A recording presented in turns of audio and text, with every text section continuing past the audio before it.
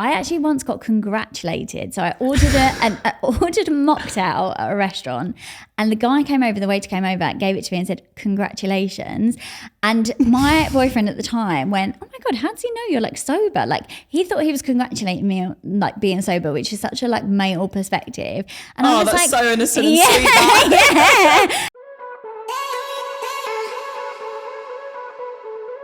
Welcome back to another episode of Girls Know Nothing. For those of us born before the year 2000, you'll know how much of a big relationship Britain has with booze. But according to the alcohol education charity Drink Aware, 26% of 16 to 24-year-olds are completely sober. Today's guest is the founder of Sober Girls Society and is one of the leading voices in the sobriety movement in the UK. So welcome to the studio, Millie. I've actually been looking at the Sober Girls Club, Sober Girls Society on Instagram for a long time, because I think I've always dabbled in and out of like sobriety, being sober curious. And I think it's always, for me in my younger years, it was down to peer pressure a lot of the time.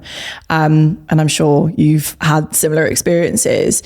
And I didn't realize until like looking at people on social media and people coming out about being sober that there was so many people that were doing it. Yeah. And I put on Instagram like asking people that like were sober curious or they were sober if they had any questions. And so many people were like, what is sober curious and what does it mean to be sober? Yeah. So sober curious was actually a term coined by Ruby Warrington. So she wrote the book Sober Curious.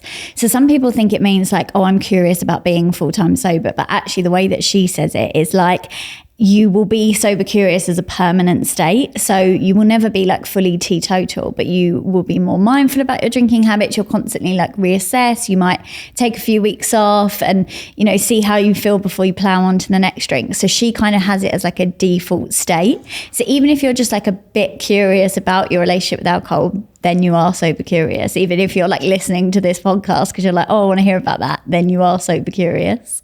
Oh, I didn't know that. So technically I'm sober curious then. Yeah, because you said like you've had breaks and you've taken time off. So yeah, I would say you are someone who's sober curious for sure. I did not know that's what it meant. I thought it was like you were literally just in the stages of going completely teetotal and that was it. Yeah, which I think is how a lot of people are using it now. I think it's a term that's kind of come into our society and we've almost adapted it and changed it. But technically where the origin is that it's like a permanent state. You learn something new every day. So you can start telling people you're sober curious now. I know, but do you know what? I feel like I tick so many boxes of like random things already that just adding stuff to my list. You've been sober for over 5 years now, right? Yeah. And I can imagine like, you're still so young that you probably get so many comments and things like that. And I think one of the things that I love about Instagram is that it's easy to like find your tribe and find people that are also like you. But I guess back when you were becoming sober, probably not so much. Yeah, which I always say is the whole reason I started Sober Girl Society, really. Like it was kind of from a selfish perspective, because when I stopped drinking, I did not know a single other sober person. And I had so many like questions around it. And it was like, oh, I'm going on a date. When do I tell them? Or does anyone know of like a good alcohol-free drink that I can make? And I just didn't have anyone to talk to about it. So I was like 7 months sober and I looked everywhere online and I found a lot of like recovery communities, and obviously there's like AA, but my kind of drinking, I didn't, and I know a lot about AA now. I have a lot of friends who have been through the program, swear by the program. But at the time, all I knew about AA was that it was like how it's depicted on screen. Yeah. So I thought, I'm going to go into a room, it's going to be 50-year-old men and they're going to laugh at me when I say, actually, I can go a few weeks without drinking. But when I do drink, I just binge drink into oblivion. So I didn't have like a community. So I looked around, looked on Instagram, couldn't find anything. And I thought, well, you know, I know how to use Instagram, that's cool.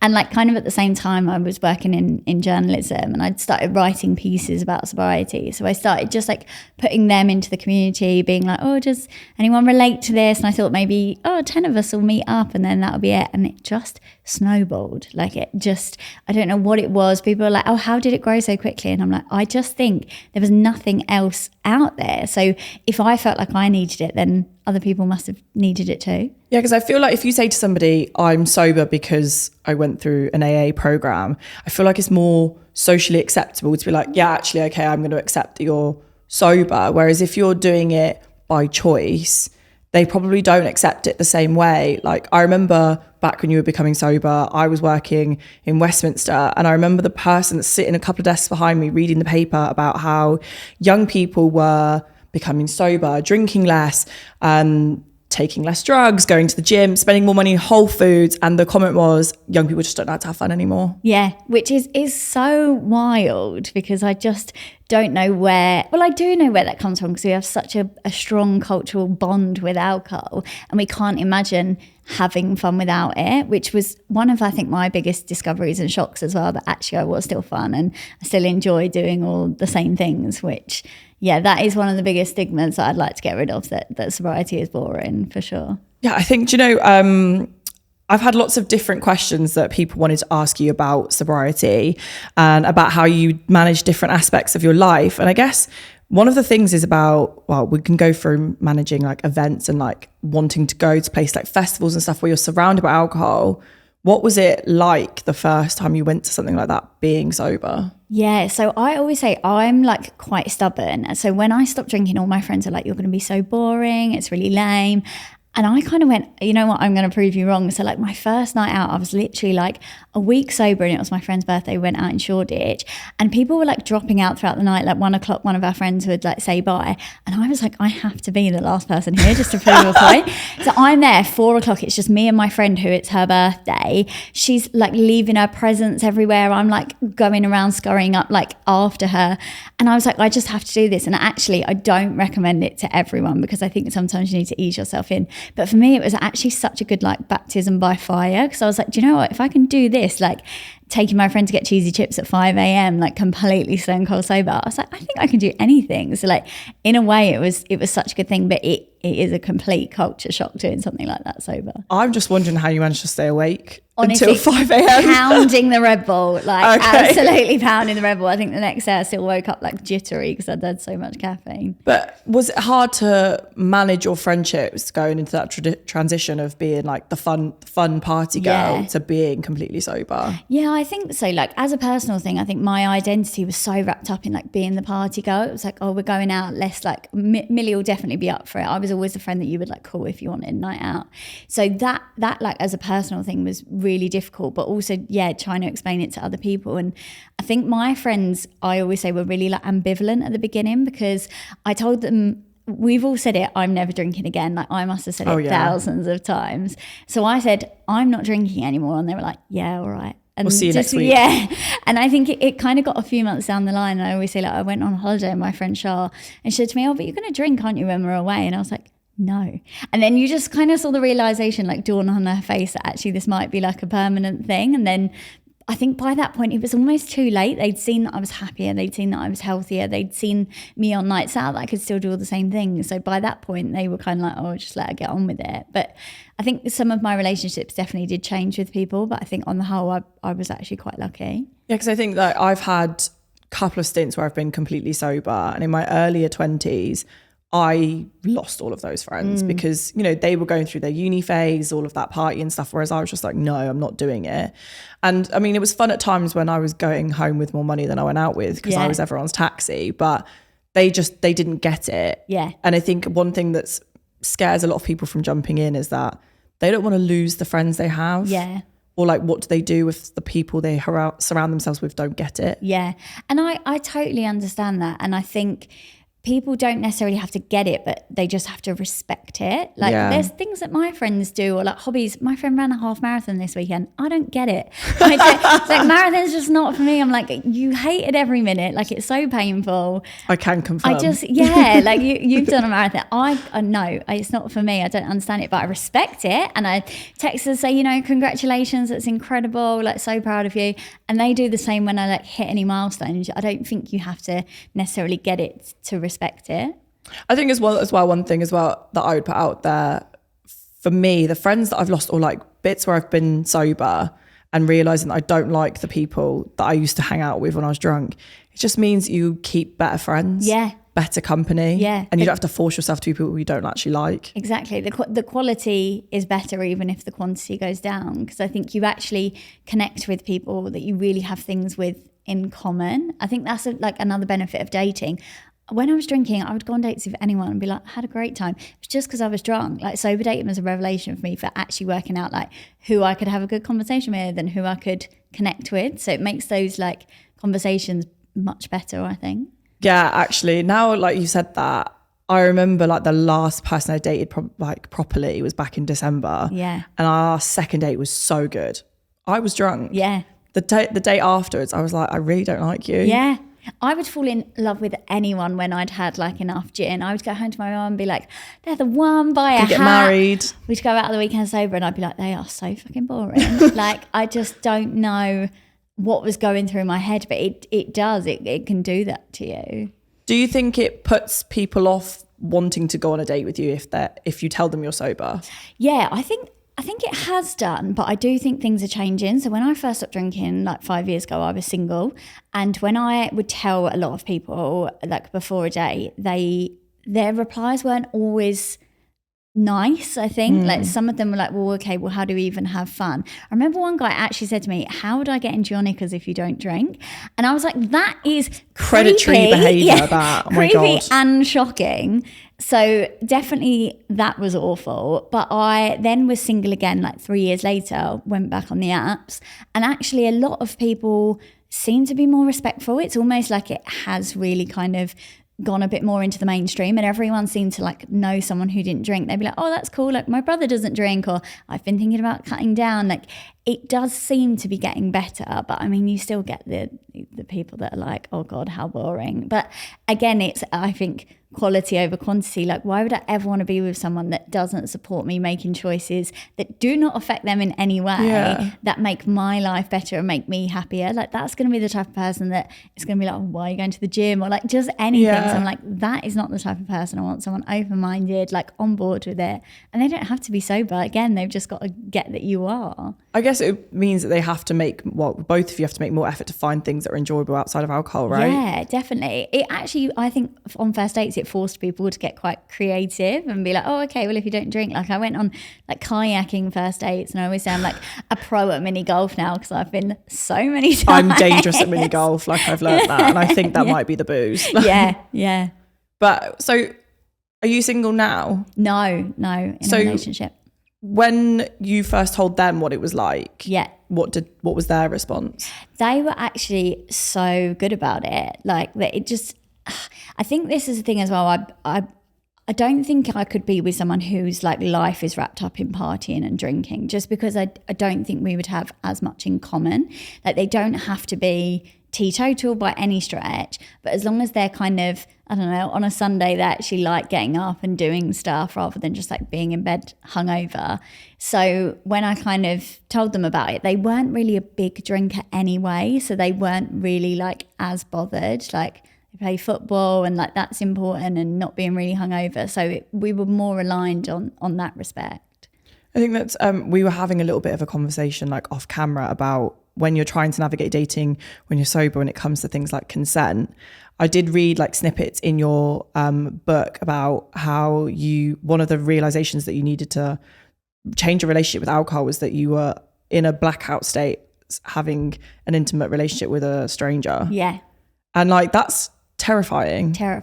Yeah, when you wake up and you're like, I have no recollection. And it's such a hard topic because if you then bring alcohol into the conversation, you kind of, in a way, victim shaming, because you're saying you drank so much. I also know that in a blackout, you can dance, you can speak to people, you can do all these things and have no recollection about it. So for me, like, the consent lines were so blurry. Like, the next day of being like, I actually don't remember if I consented, but actually I could have. Like, it's such a hard conversation to navigate. And I think what we need is more like awareness around alcohol and how it affects your brain. Like I was saying to you off camera, with kind of why you don't remember things, a lot of the time alcohol interferes with putting things from your short-term memory to your long-term memory. So it's not that you've forgotten those things, it's actually those memories were never processed, so they weren't put into your brain. So try as hard as you might, the next day you will not remember them. So it's about understanding those things and then being able to make a choice about how much you want to drink. Yeah, because I guess in those situations, like, neither party are to blame. Yeah. Especially if the other person's also been drinking. Yeah. And it's it's not nice to know that about yourself. Yeah, there's the conversation around consent and alcohol is so tricky, because there is an argument that if you are drinking any amount, you cannot consent fully, because alcohol affects your brain it affects your prefrontal cortex, which is responsible for rational decision making, emotional response, weighing up right or wrong. So what you might agree to when you're sober is maybe not what you might agree to when you're drinking, and vice versa. So it's such a tricky conversation. Yeah, and I think that's how I learned the hard way, that the first time I'd be intimate with somebody, I have to be sober. Like I was saying to you about how I went on a date with somebody, I was drunk, they weren't the first time we were intimate. A little bit of a red flag, but I was agreeing and consenting to things that were way outside of my boundaries, and that I wouldn't do sober, so that the first time we slept together sober, they thought that was fine. And it's not their fault, because technically I agreed to it. You should ask for consent every time before you do certain things. But I was like, what is this? This is not okay with me. And then how do you approach that conversation? You have to, like you said, kind of every time you need to do that. And that's one of the things that I've found now, like not drinking, it's so much easier because you don't let people cross your boundaries. And I think just in like life generally, like even outside of the bedroom, not drinking has made me so good at boundaries, because I'm so used to disappointing people now. I'm so used to people being like, that's really sad way of putting it. But it is like so many people, if like I say, oh, I'm not drinking, they're like, oh, come on, it's my birthday. And I mean, luckily I don't get it as much now, because they're just used to it and they can't put their energy into trying. But at the beginning, I think I was so used to people being like, oh, okay, fine, that actually I got better at being like less of a people pleaser in life generally. I'd start saying no to things I didn't want to do, because I was getting used to, for the first time in my life, not just going along with it and just drinking because I thought that people would like me if I was a drinker and I was the party girl and I was fun. So it just made me a bit more boundaried in my life in general. Talking about boundaries, with British culture, obviously there's a big culture around booze, but there's also a big culture around booze in the workplace. And we were talking about how we both said that we were in industries where booze was so prominent. But it's prominent in every industry, I guess, in some aspect, one way or another. 100%. I've started doing like workplace talks. Well, I've been doing them for a few years, but the demand wasn't ever really that high. And then this year I've been booked to do so many. And it's everyone I speak to, they're like, oh, my industry is really boozy. I've yet to meet someone who is like, oh, my industry is not boozy at all. Like, it just seems to be everywhere, like healthcare professions, like teaching. Every industry seems to have kind of like that element to it. And I think it's so ingrained in how we like network and socialize. And it's just so hard. I think, especially like you said with British culture, I think we also think that being a drinker is actually part of being British. Like, it's so tied up in our like cultural identity that it's really hard to untangle. Because I think people don't realize that even if you're not drinking on the job, it can still be a massive part of like work culture. And I think I've been guilty of it in the past, like where I've managed a team and been like, okay, we're going to socialize after work, we're going to the pub. And I think now that I'm older and I've really deeped it, and I was like, the people that don't drink probably felt really excluded. And that was really bad of me as a manager. And I think that's, now I feel comfortable talking about it. I want other people to realize, oh yeah, maybe they're not doing right by their colleagues if they're excluding people. And you don't have to take alcohol away. It's just about like putting on more things that everyone can do. So I don't know, like going to like a flight club or something like that, where there's an option to drink, but also there's a fun activity if you're a non-drinker. I think it's just about varying it and shaking it up, because there's also so many reasons why people don't drink. Religious reasons, medication, like pregnancy. There's so many reasons why people in the workplace wouldn't be drinking, that it's important, I think, to have that like diversity of activities. Talking about pregnancy, quite a lot of women on my Instagram are like, how do I stay sober without people asking me if I'm pregnant? Yeah, do you know what? It's so hard. I actually once got congratulated. So I ordered ordered a mocktail at a restaurant, and the guy came over, the waiter came over, gave it to me and said, congratulations. And my boyfriend at the time went, oh my God, how does he know you're like sober? Like, he thought he was congratulating me on like being sober, which is such a like male perspective. And I was that's like, so innocent and sweet. That. I was like, no, he's saying congratulations on being pregnant. Like, it just happens. Do you know what? My only kind of method now of dealing with it is just like accepting it. So like if I'm at a party and I'm not drinking and someone's like, oh my God, are you pregnant? I'm like, yeah, can I sit down on your chair? Because, you know, I've got a load of, it's the only way I can do it now. Got to make it work for you, haven't you? Yeah, but it's so hard and it can be so triggering for so many people. Like I just can laugh it off now. But a lot of people stop drinking when they're trying for a baby. Like it's one of the things doctors recommend if you're finding it hard to get pregnant. It's also, you know, like a lot of people that might have had a miscarriage afterwards, because they're going through so much, they're like, okay, I'm not going to drink because, you know, that's when I'm going to probably end up crying about it. So there's so many, like, it's not just asking people if they're pregnant, it's actually quite a triggering question for like a lot of people. So if you're not sure, just never ask someone if they're pregnant. It's just a bit rude, isn't it? It's like you wouldn't go up to a random person and be like, congratulations, and it's their weight. Yeah. You just don't say anything. Yeah. I have had that once though with coffee. Oh, I was ordering a coffee and someone asked me if I was pregnant. I was like, what's that to do with you? Yeah. So I just feel like as a woman, you're going to get that everywhere. Yeah. Yeah. So you might as well do it in a situation that you feel like you're in control. Yeah. And I think that a lot of people, to be fair, a lot of the people that I've been talking to me about being sober curious and looking into sobriety are very, very young, like 18, 19. Yeah. And I think that one of the questions that people really wanted to know is like, what would you say to the younger version of yourself that's maybe at university or just graduated, that was the party girl? Yeah. What do you think you would say to her, and what do you think her reaction would be to know that older her was sober? If she knew that I was sober when I was 19, she would think I was so lame, like the worst person, because I was such a party girl, and anyone who didn't drink, I was like, they are a total loser. So that is such an extreme thing, and I think that's also why I really believe that people can change, because I'm like, if I look back on the person I was when I was 19, she's a whole entirely different person. But I think I would probably just tell my younger self that, like, people don't love you because you're a party girl, because I think that I just convinced myself that people liked me because I was the fun friend. I was the one that they could rely on to go on a big night out with. I was convinced that that was the only thing that people really liked about me, and that's when I was at my best, is when I was partying and, you know, being the center of attention. And actually, like, now I've realized my friends really love me for me and all the other things that I bring to the table. And it's not about the fact that I could stay out till 4 a.m. and still be the life and soul of the party. So I think that's what I would tell my younger self. I mean, if you still get invited everywhere, then you must be. It means you're actually more fun because you don't have to rely on something to make you fun. Exactly. This is the argument I try and give. I'm like, I can still have a really good time and I don't need alcohol to do it. So how does that make me boring? And also, like, when I was drinking, every weekend was just getting pissed, being hungover, getting pissed, being hungover. Now, like, every weekend is like so different and so varied. I'm like, it's not boring at all. I think that was one of the things that I spoke to my personal trainer about when I was preparing for the marathon. I was like, people think I'm weird, because I started off by doing dry January. Yeah. Using dry January as an excuse for sobriety. Yeah. And then everyone was like, and he was like, no, people actually find it weird, like, you're lame if you drink now. Yeah. And that, you know, it's not, he tells people not to drink on plans because it's not the alcohol that you're consuming, it's the choices you make after, the food choices, the things like with boundaries that we were talking about. So it's not just what you're consuming, it's everything that comes after that. 100%, yeah. And the next day, like, I would wake up, I would be so hungover. I'm like, I'm ordering a Domino's at like 11 o'clock. And then, like, the entire day was a write-off.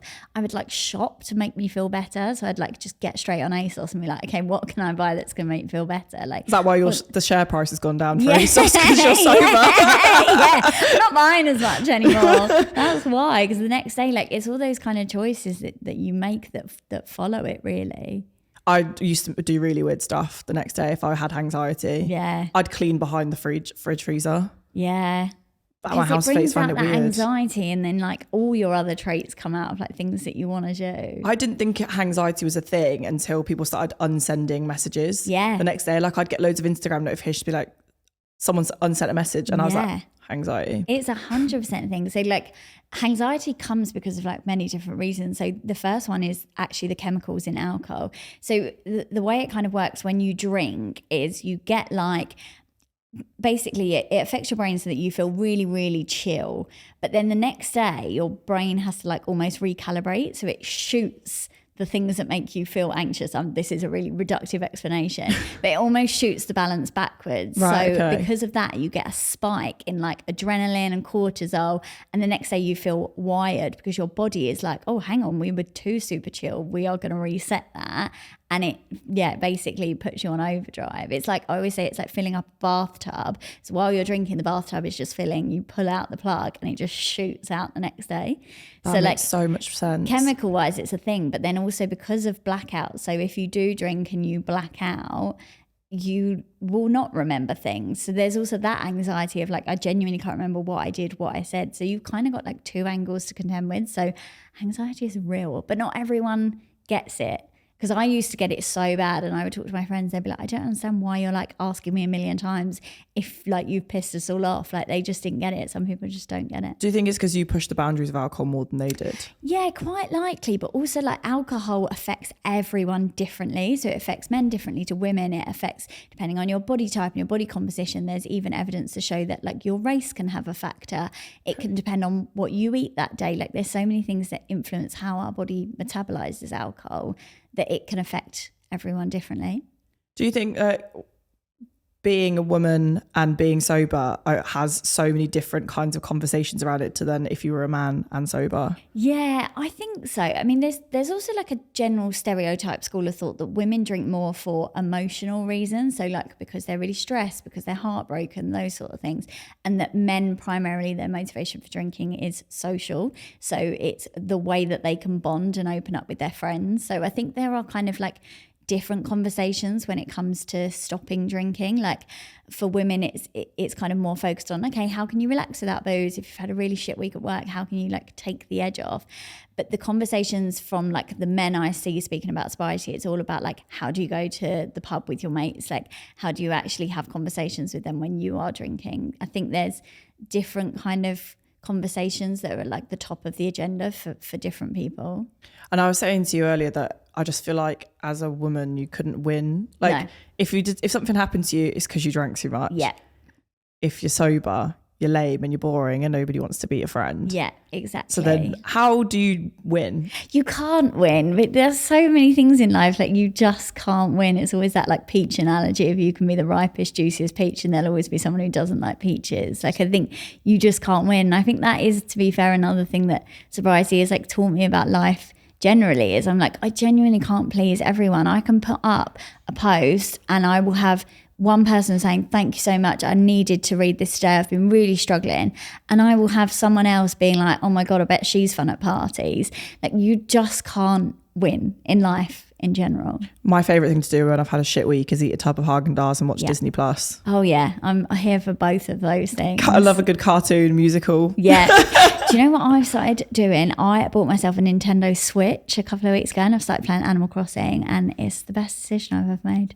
Do you know what? I'm going to start doing that because I've got an Xbox. So I'm going to start playing like random games now instead, just to unwind. Yeah. My boyfriend's like, oh, you're right. I'm like, I'm just fishing on my little island. Like, you just feel like it's the best way to like just get out of your head. I went through a really good phase of loving Mortal Kombat. So maybe that's what I need to do when I'm annoyed. But so when you came to setting up Sober Girl Society, you were 7 months sober. And you said briefly about like wanting to find your tribe and reach out to other people.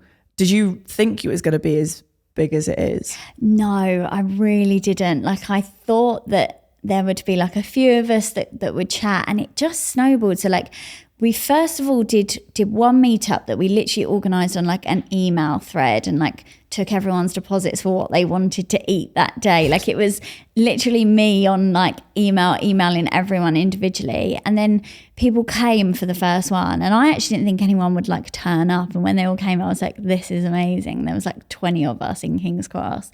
And then they all started posting about it. And then more people were saying, oh, I would love to come to something like this. So we would do another event and they just kept getting bigger and like growing. And then people would be like, can you bring it out to Manchester? Can you bring it out to Birmingham? So it just expanded. Like I never in a million years thought that there would be such a demand for it. And I know you were saying earlier, like there's a lot of kind of younger people asking questions. When I first started running the meetups, it was people that were like my age at the time. So I was like 26. So it was kind of like 26 to like 35. Now they are getting younger and younger, the people coming. I'm starting to feel like their mum slightly. Like it's always the worst, isn't it? I'm like, oh God. They'll come there like 18, 19 and it's just like incredible to see so many young people like embracing it.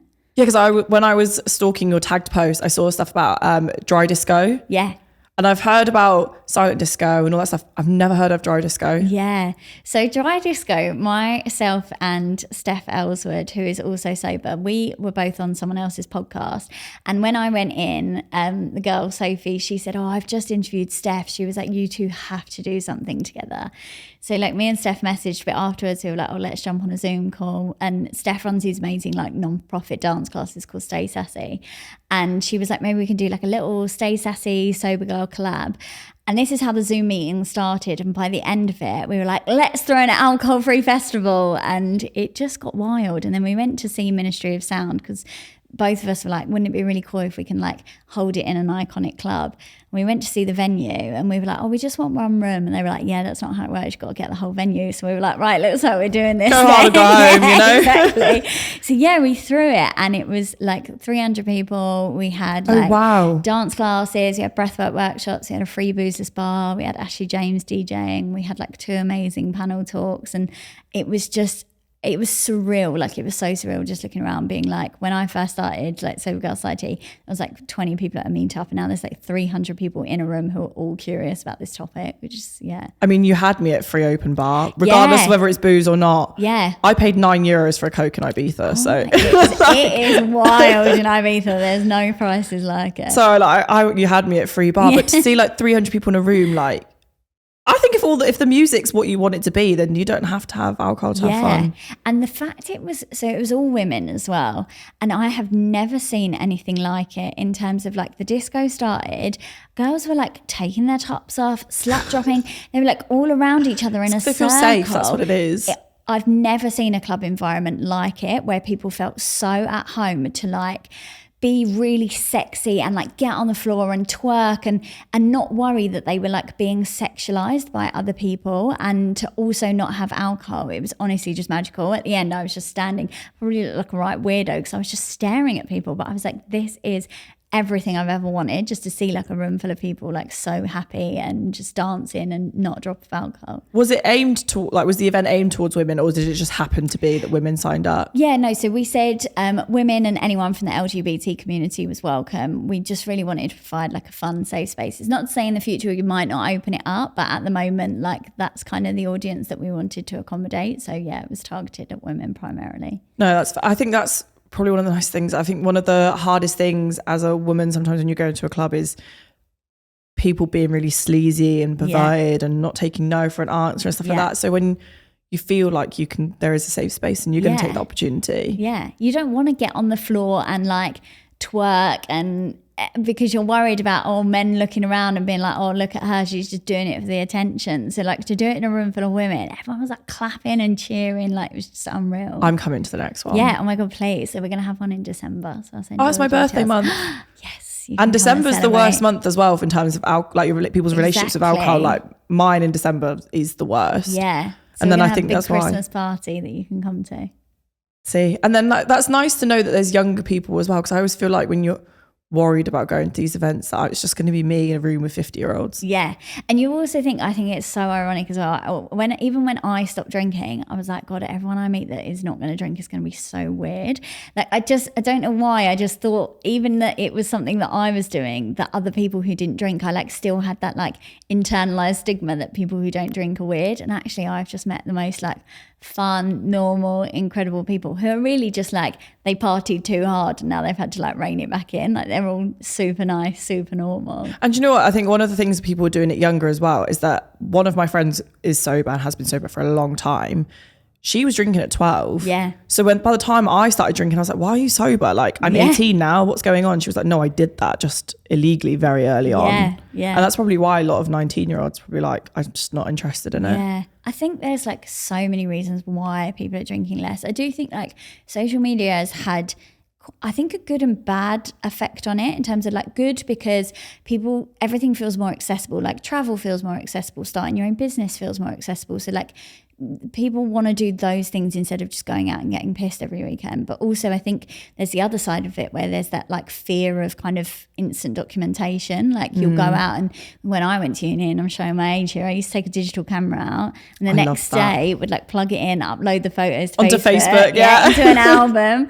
and could delete any that I didn't want. Now it's like within 2 minutes, you might be like, I don't know, on someone's Snapchat, like snogging your coworker. Like it's really, there's that fear now, even like, oh God, if I go to like the races, I might end up like snapped on the man online drinking a bottle of rosé, like my knickers up. Like it's just a different world now. So I think there's like a lot of things, but I think also just the generation are more curious than ever about the things they're consuming. So whether that's the rise in like veganism or sustainability, we're a lot more conscious about what we're buying, what we're putting into our bodies. And I think also Gen Z are like the first, well, millennials and Gen Z are kind of the first generation to be like, why are we just doing stuff because it's always been done? Like it's not just the way anymore. Actually, we want to question things and why we're doing it.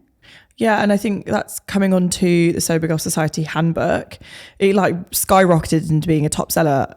Like, is it on Amazon? Yeah, well, yeah, you can get it in most bookstores these days. So what was the purpose and reason for you wanting to make the handbook? Yeah, so I read like a lot of sobriety books when I first stopped drinking, and so many of them were like incredible and so helpful. But I felt like there was kind of a couple of things missing. One being that there wasn't really anything of someone young. Like every book I read was kind of written by someone who was like 35 and older, which when I was 26, I was like, these people aren't relating to my life. So I wanted to write that. I thought that there wasn't really much around alcohol mental health. Like a lot of the books I read were really focused on addiction or the physical ramifications of drinking. There wasn't much on the kind of hangxiety and the blackouts. So I wanted to write about that. And also I just wanted something really practical, because all the books were like people's stories and they were amazing to read. But then it kind of got to the conclusion of like, oh, sobriety, happy ever after. And I was like, okay, like, yeah, I've stopped drinking now, but how do I go to a sober festival? What do I do when I'm at a hen party and all those things? I wanted to make it like really practical in approach as well. So that was kind of like why I wanted to write it, really. And what would somebody that had the handbook, what could they expect to get from it essentially? Yeah, so it's like part memoir, part self-help. So it's a little bit about my story and why I started drinking and why we all start drinking really in general. And then it kind of goes into the mental health aspects, the physical health aspects. And then it's really just like practical. So every sober thing I've ever done, whether that's bottomless brunch, hen party, like festivals, it's like tips and practical advice, navigating friendships. There's also like lots of experts from other people and their stories. So I interviewed loads of sober girls and they kind of gave me their perspectives on a lot of different things. And there's a lot of like experts in there who talk about, you know, how to navigate grief or how to navigate sober sex, the benefits of sober sex. There's a whole chapter on sober sex. So yeah, there's a lot packed in there. Yeah, I think I when you were telling me that there was a whole chapter on sober sex, I feel like that's something that I'm going through like the dating kind of phase now, and that's something that I'm more conscious about myself. So I think that's so good to know that there's something out there. And also I think it will like help alleviate a lot of young people's fears about losing friends, not being able to like maintain work relationships and well, any form of relationship when there's booze involved. Yeah, there's a lot in there. Like hopefully you can highlight it and bookmark your favourite bit. I'm going to be sat there reading about it on the tube now. People are going to be like, what is this girl reading? But yeah, no, I think that it's nice to know that, like you said, that a lot of people struggle with things when they can't find someone that's relatable to them or has a similar journey and experience to them. And even though, you know, our relationships with alcohol have been very different, even though some of the bits I had read, I was like, yeah, that's happened to me. Or yeah, I can relate to that. Or like, I know people that have done the same thing. Yeah. And I think that's one of the most important things when you start your journey is like, again, when you say with social media about finding people you can relate to and speak to. Yeah, because it can be isolating, especially like I kind of liken it to if you're the only single one in your friendship group and they're all like married or engaged or whatever, they can't necessarily relate to what you're going through. So my friends, although supportive, they couldn't give me advice on things. They couldn't say, oh, this is the point when you should tell someone that you're going on a date with that you don't drink. Like, this is how you navigate dealing with your feelings instead of drinking. They just couldn't help. So finding people that do get it, I think it's just so, so important. And reading things like that and being like, oh my God, this person feels the same way I do. So what tips would you give to somebody who wanted to support either a sober friend or a sober partner? Yeah, I think celebrate them is one thing. Like, I love it when my friends are like, oh my God, like really proud of you because you hit XYZ milestone.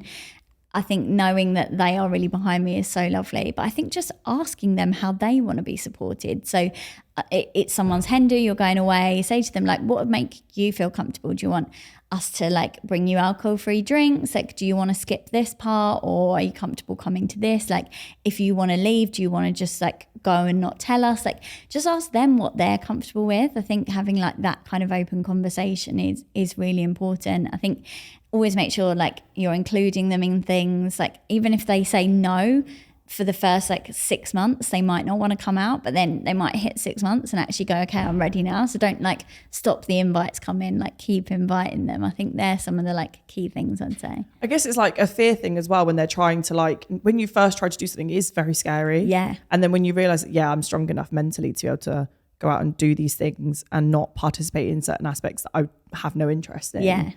And then I think that's one of the things that people worried, like, oh, I don't want the invite to stop coming, so I'm just going to participate in stuff I don't want to participate in. I think that's not a really important message you shared. And I think that another question I got is tips for people that want to be sober or like want to start moving into that, and how do they tell their friends? Yeah. So the biggest tip I always say for like, if you want to be sober, is understand your relationship with alcohol. You cannot change your relationship with alcohol unless you understand why you're drinking in the first place. So there's a school of thought that people will drink for like 2 reasons, and most reasons will fall under this category. One is to increase pleasure. So you might drink because you enjoy the taste, because it makes you more confident, because it makes you happier. Or it's to reduce pain, which could be to reduce stress, to feel less insecure. So understanding why you drink is the route to changing it. So if you drink because you think it makes you more confident, then you need to look at, how do I be more confident without alcohol? Maybe read books on confidence, maybe go to confidence seminars and put yourself in scary situations. If you are drinking because you think that people like you more when you drink, then you need to really interrogate like why that is. Why do you feel like people only like you because you drink? If you drink because it's the only way you know how to have fun, look at other things that you might enjoy doing, like connect with hobbies that you used to. I think understanding why you drink is like the biggest way to changing it. So for like me, I drank because I was desperately insecure. I had a lot of like mental health issues. I was really struggling with anxiety. So when I stopped drinking, one of the best things I did was go to therapy, talk to people about it, went on medication, and that was so good. But for so long, I hadn't been dealing with those things. I'd just been drinking instead. So yeah, getting to the root cause is first way to change it. That's really amazing. And I'm going to ask you a similar last question to what I ask all of my guests. What would you say to anybody that doubted your ability to stay sober based on the fact that you used to be a big party girl? Oh, do you know what? I always use this. So are you a Friends fan? I am a massive Friends fan. Yeah. So there's a line where Rachel says, she's talking to her dad on the phone, like it's like the first episode, and she's like, what if I don't want to be a shoe? What if I want to be a hat? You knew which one you were going to talk about. As soon as you said that, I was like, I know exactly which line. And I wrote it in the book, and I always think you can become anything that you want to be. If that's what you truly want to be, if you want to change your life, if you want to make a really, really positive change, you can do it. And all the naysayers, like Rachel's dad, like look at Rachel by the end of Friends, she's like living like without her dad's money. She can do it. And I think, I would just say to anyone, you can change the course of your life. You can change the trajectory. Like you just have to put your mind to it, really. And I guess think about the people that are around you. Like be around supportive people. 100%. But congratulations on being over 5 years sober.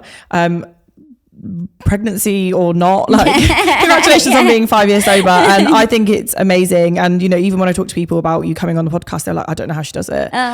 So huge respect for you. And I really respect you for being open about a lot of the things that you've had to deal with in your journey to sobriety, even in the snippets of the book that I read. So yeah, massive kudos to you. And thank you for coming. No, thank you so much for having me.